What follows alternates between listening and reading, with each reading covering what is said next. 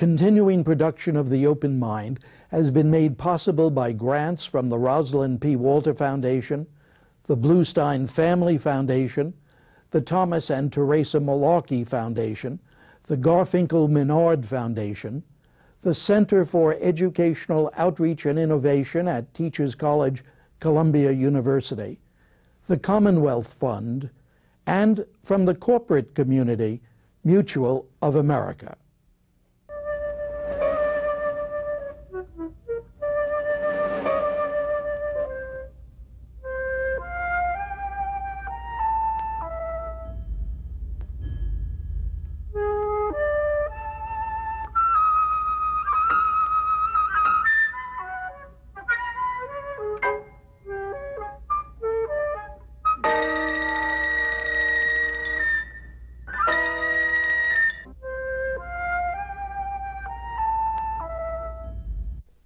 I'm Richard Heffner, your host on The Open Mind, and I'm never prouder than when, as today, I can once again welcome to it my dear friend and colleague, Elie Wiesel, author, witness, much-honored winner of the Nobel Peace Prize. To be sure, my pride and pleasure are even greater as Random House's Schocken Books publishes Conversations with Elie Wiesel, in which many of our broadcast words from over the years appear so meaningfully together in print, thanks to the extraordinary editorial skills of my accomplished young friend and our indefatigable colleague, Tom Vinciguerra. Well, I hope you will all read Conversations with Elie Wiesel, but meanwhile, I'll beg your indulgence and my guests while I introduce today's program in part as I introduce our book, noting that he is unquestionably the guest I have most closely identified with The Open Mind's very purpose, to probe as deeply, as honestly, and as freely as concerned men and women can into both the clearly universal and the seemingly more personal issues that today must challenge all thoughtful individuals. Of course, the very degree to which Elie Wiesel's beliefs are so deeply rooted in and reflect his Judaic tenets and traditions, while mine are quite so secular, has added an important and provocative dimension to the quality of our exchanges as together we embrace John Milton's singular query, who ever knew truth, put to the worse, in a free and open encounter.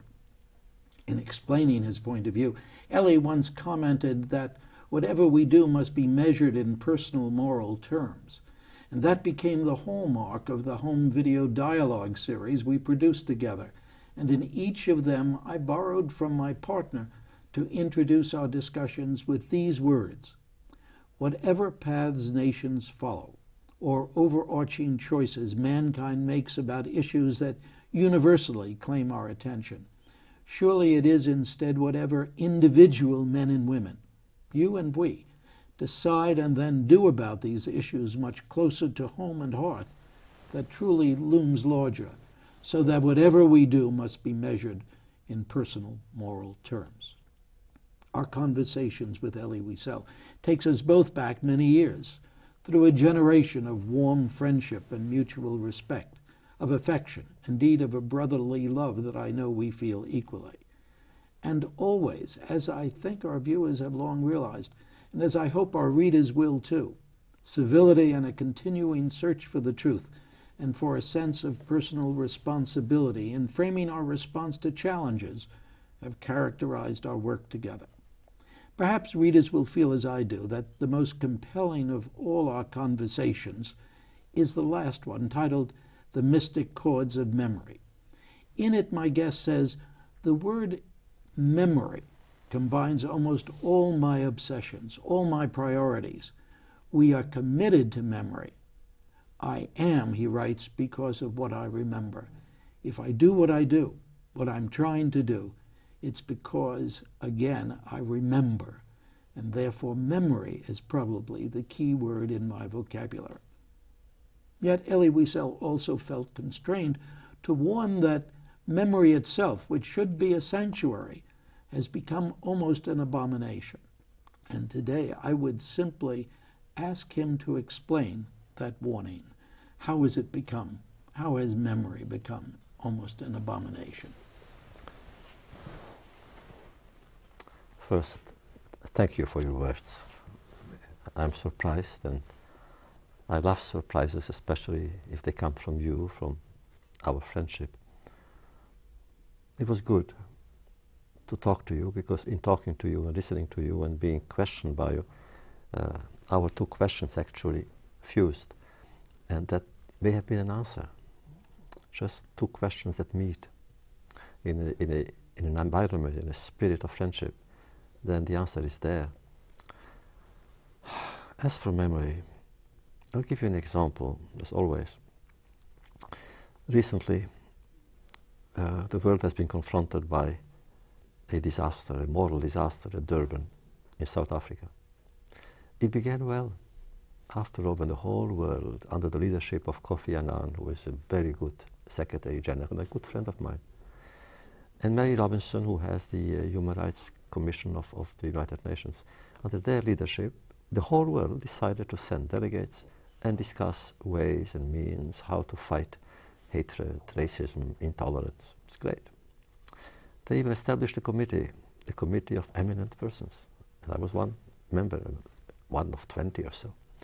But then when I asked to see the documents, I couldn't believe what I saw. Hatred. So in the name of fighting hatred, hatred had spread, had been encouraged, had been almost extolled and celebrated. The same is with memory. For instance, in those documents and in those speeches there, they accused Israel, and I'm not an Israeli, of committing genocide. Worse, Holocaust. That now Israel was guilty of Holocaust, with lowercase, of the Palestinians. So all the words that actually were imprinted in memory by what happened to the Jewish people, all those words now turned around in an antinomian way. And now Israel was the guilty side, and others were the victims. Because here again, memory was violated, was profanated. It became an abomination. And of course the question is then, what do you do without memory? What do you do with memory? Of course, what do you do with memory? I believe that the commitment should be a commitment to truth. With compassion, but truth. You cannot make memory lie. If one does, one will pay for it. And people make memory lie. What do you mean, Elie, make memory lie? By mutilating it, by distorting it. And that began before. It began even before what had become my obsession with the trivialization of memory of the Holocaust in films and plays and in other ways. It began actually in the late 50s in Russia. Then the Communist Party was so anti-Israeli that they accused Moshe Dayan, who was a general in Israel, a famous conqueror, a dominant figure, of all kinds of crimes, and they called him Eichmann. Now, if Dayan was Eichmann, Eichmann was nothing but Dayan. It goes two ways. That's how it began. Parallelly, all the deniers, the revisionists, who wanted the world to believe that whatever happened, it didn't happen. It was all a lie. One wrote books about the hoax. The Holocaust became a hoax. Cheating, lying. Well, I never discussed or debated these issues with them, because I told you that I believe that one does not debate hatred, nor does one debate ugliness. And the moral ugliness, the moral disease of these people was of such cheap level that they don't deserve an answer. But they are there and they speak. And that all of that actually came to Durban for political reasons. And the Palestinians have rights. You know, I think the Palestinians, I feel for the young Palestinians. I feel for them. I really do. And I've written about it in my books 30 years ago. Richard, in 1967, during the war I was there. It was a glorious war, because what Israel did then in 6 days, it entered military history, At West Point, they teach that war. I was there, and I was walking in Jerusalem, in the old city of Jerusalem, and I felt like everybody else, you know, in the seventh heaven. And then I saw Arab children. And you know what I feel about children? Arab children. And they looked at me. And I realized they were afraid of me. It was tough. Because of history. Because of history. So I know the answers. They did it to themselves. They began the war. Especially Jordan was urged 3 times by the Israeli Prime Minister, don't enter the war. If he had not entered the war, Jerusalem would still be there, Jordan. And the territories, all of them, no settlements, nothing. Nevertheless, what can I say to these children? Elie, you ask questions. This one, what can I say to those children? Where is it written that there are answers to all questions? Oh no, I don't think there are answers.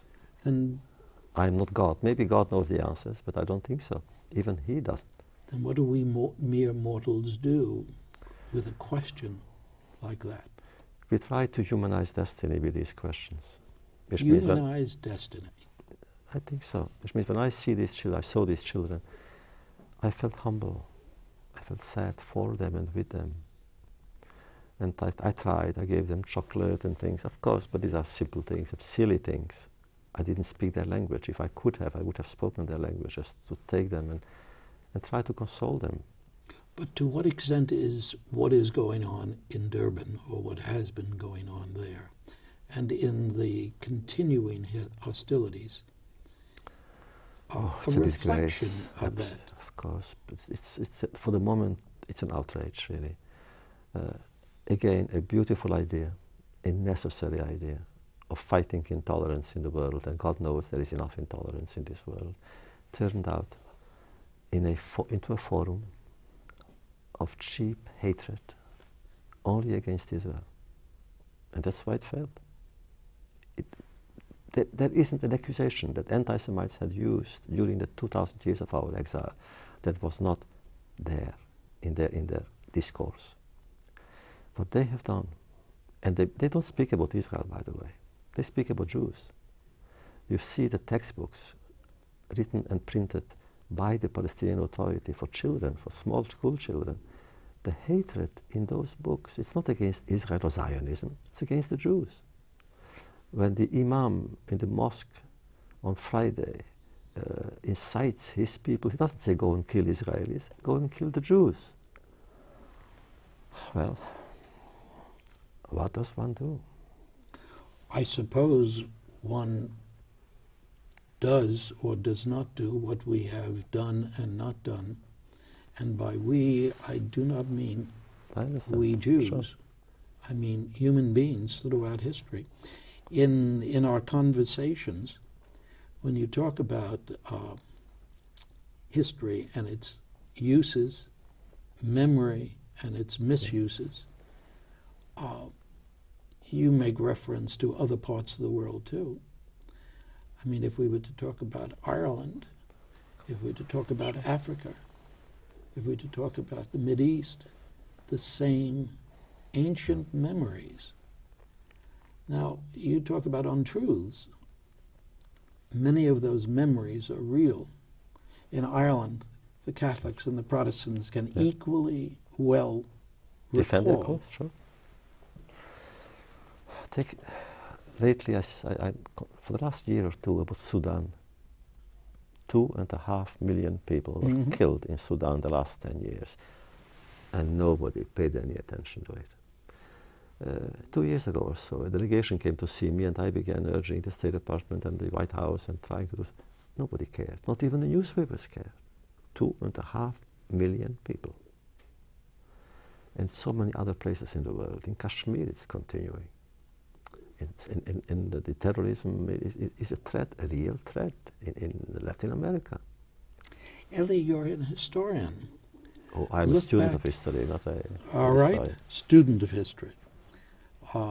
Look back to the 30s. We Jews had to suffer through the same kind of indifference if that's the proper word. Yes, absolutely. Look back throughout history. That has been the case. It is the human condition. Or would you deny that? I don't deny that. I don't deny that. It's easier not to know. King Solomon said in Ecclesiastes, he said, knowledge means pain. But I like that pain. I don't like pain in general. That pain I accept and I welcome. Just to know what is the greatness of the human condition, of humanity. It is the humanity of the human being.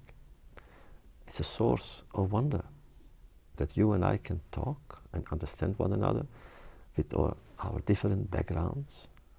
Had there been no war, I would have stayed in my little town in Romania, Hungary, in Transylvania, and you had been here a professor, and I would never have known you existed.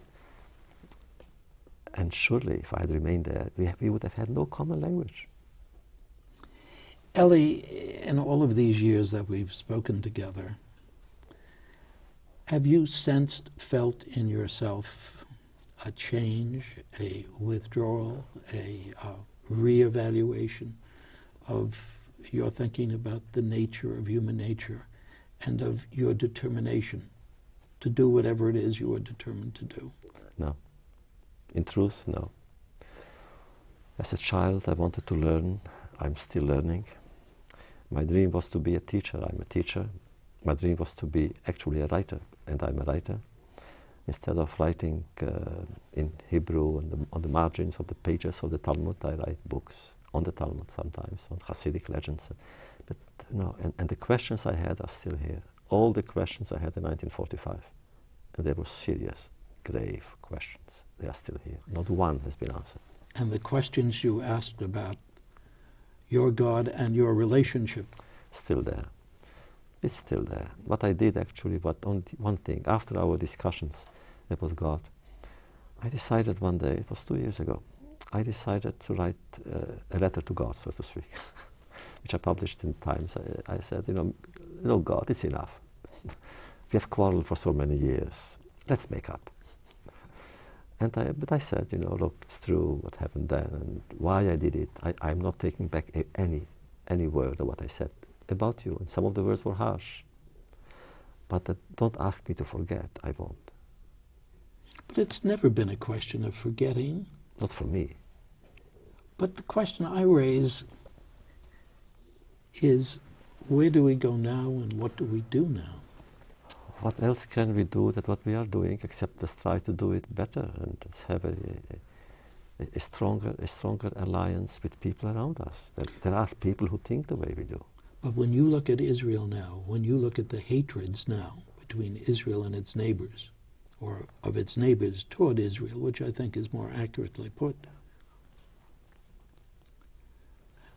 you must think in terms of the future. You either have hope or you despair. Are you telling me that you look at that part of the world and have hope? I have both. Both hope and despair. Because I have despair, I have hope, really. Meaning I cannot live with despair alone. So I try to invent a hope which is not annihilating or negating the despair, but somehow reconciles itself with it.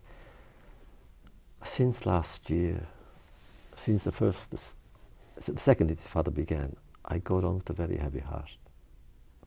Every single day, somebody is killed in the Middle East. Somebody. You go home with a heavy heart, heavier than before. Is that before you had more hope? Yes, there was a time, we spoke about it at the time in our conversations, there was a time, September 13, 1993, I was a happy man. I was in Washington, at the White House. And I watched Yitzhak Rabin and Arafat shake hands, smile awkwardly, but speak about the end of war, the end of bloodshed. I was happy. I thought, look, it's possible to vanquish all the hostile forces in us. It's possible. Look, two men meet. In us, of course. We can. I'm no longer happy. But I have to find hope, not for myself so much. I can live, I could go on living and writing about hope or about despair. That would be enough. But it's for the children that we have, for the young people. I have a son, and then I have students. I began my classes now, and when I look at them, I feel I have no right to give them despair alone. I have no right to write only about things that make people sad and melancholy and move people to give up on life. I have no right to do that. So I force myself, and I pray to God to give me the words that I don't have. When you were a child in a camp near death, and I was a teenager thinking about the horrors that were going on in the world, I remember thinking to myself, I will never have children. I couldn't bring them into this world. But I did, as you have. Mm-hmm. And they have children. And as you say, it is always the children. And I look at my 3 grandsons, and I realize that they are the target of Durban. No doubt. No doubt. The enemy of humankind is the enemy of its children. It's always the child, because the child is vulnerable. And the child represents our hope, our future, our faith. And therefore they try to kill children. In the history of the Jewish people, since Pharaoh in Egypt, it's always the child that was targeted. Nebuchadnezzar in Babylon, Haman in Persia, always the children, Hitler, the children. And therefore we must say no, with all the strength that we can muster. Just say no. Children are here to give us joy.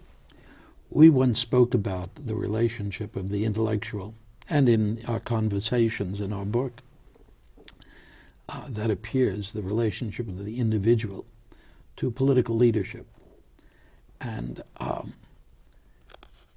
I wonder here, if you were to hope to have some influence, what would you want to see American leadership do? In this case, in the case of Durban, I approve and I applaud the American position. I think President Bush was right. Number one, to say that I will not receive Arafat as long as violence is continuing in the Middle East. And second, I will not send Secretary Powell to Durban if the whole conference is there to attack and to jeopardize the position, the standing of Israel. I agree with him. I think the American power, which is now the only superpower in the world, must always try to see the human angle, not the military angle, the human angle of a situation. And it's enough to see that really, the cause of what's happening now are the terrorists. I cannot emphasize enough the threat of terrorism. They managed to train youngsters to become infatuated with death. You see the pictures of those youngsters who become living bombs, human bombs. When they explode the bomb and they themselves are disfigured. The faces, there's a smile on their face. Because they know, but they have been told by their parents and by their teachers, by their leaders, that they are going to heaven, that they will have I don't know how many virgins and Muhammad, they will be martyrs. I think that's a distortion. I don't like to speak about another religion. I respect religion, any religion. But what is it there? To create a generation of terrorists who deal with death, their own and that of others, as if it were a human response? It is, what you've said, a commentary upon religion. It is. Religion is like love. It all depends what you do with it. What hope are you going to give me as I leave the table?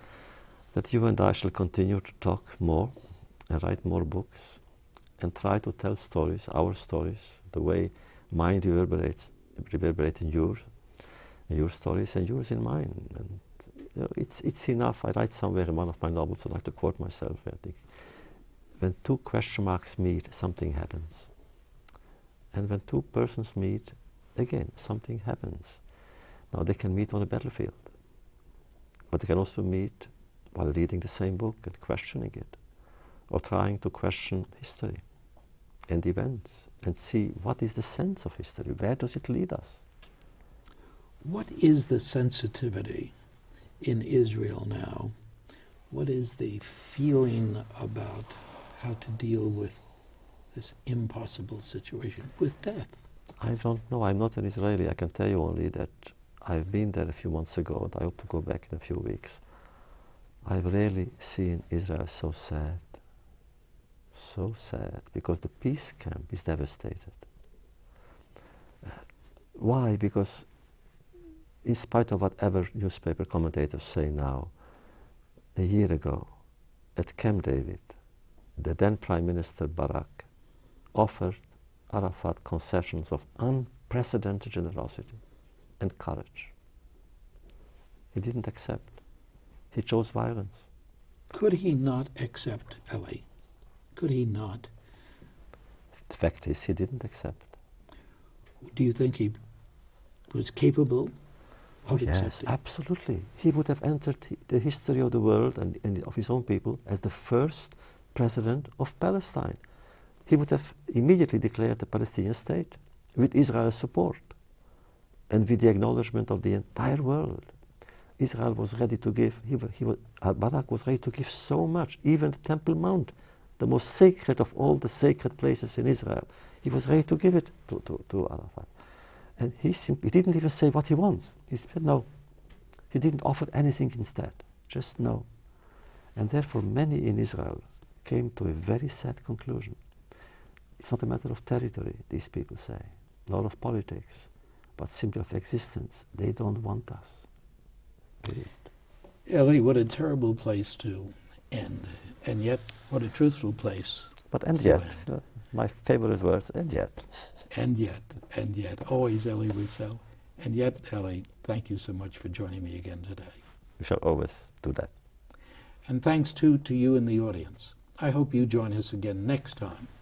And if you would like a transcript of today's program, please send $4 in check or money order to the Open Mind P.O. Box 7977, FDR Station, New York, New York 10150. Meanwhile, as another old friend used to say, good night and good luck.